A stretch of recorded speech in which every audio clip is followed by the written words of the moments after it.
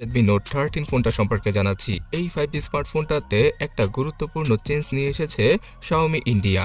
সেটা হচ্ছে গিয়ে এবার এই ফোনটার পেছনে ডুয়াল নয় ট্রিপল ক্যামেরা সেটআপ রাখা হয়েছে। সো 108 মেগাপিক্সেলের মেইন, 8 মেগাপিক্সেলের আলট্রা ওয়াইড সহ 2 মেগাপিক্সেলের ম্যাক্রো ক্যামেরার সাথে আসে Redmi Note 13 5G স্মার্টফোনটি।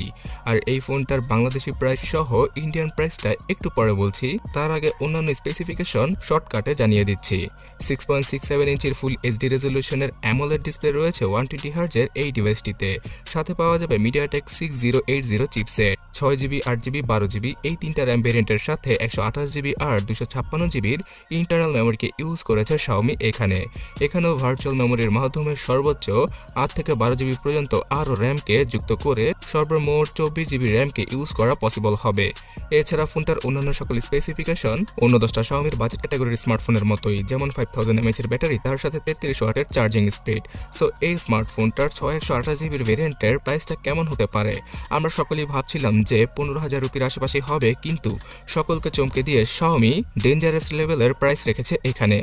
আসলে এই ফোনটার 128GB ভেরিয়েন্টের জন্য 17,999 রুপির দাম রাখা হয়েছে, মানে 18,000 রুপিতে Xiaomiর এই বাজেট ক্যাটাগরির স্মার্টফোনটা কিনতে হচ্ছে, যেটা কিনা আসলেই ওভার প্রাইসড। যদি এই প্রাইসটাকে বাংলাদেশি টাকায় কনভার্ট করা হয় তাহলে 23,800 টাকার মতোই পড়ে। তবে বন্ধুরা, প্রথম সেল অথবা অল্প কিছুদিনের জন্য অফারের মাধ্যমে 16,999 রুপিতে পাওয়া যাবে Note 13 5G স্মার্টফোনটি, মানে 22,000 টাকার আশেপাশে পাওয়া যাবে ইন্ডিয়াতে এই স্মার্টফোনটা।